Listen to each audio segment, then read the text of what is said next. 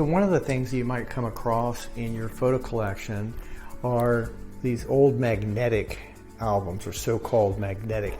They basically had the plastic that you peeled back, the page had a glue on it, you put your photo on it, and then you put the plastic back over. It was fast and easy, but you were wrapping your photograph in a chemical sandwich that was starting to eat away at the emulsion and eat away at the paper of the photograph. You can see this page has actually started to brown, and that's just, again, another sign that there's too much acid and other chemicals that are eating away.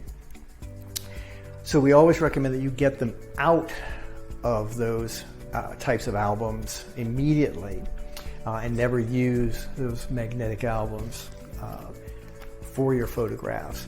But before you take them out, one of the things that we often do for our clients is take a photograph of each page in order so that you know how the album was put together, what was the order of the photos, so that once they're out and you've digitized the photographs, you can recreate the album as you'd like. And you also have that sense of flow of and order to the photographs.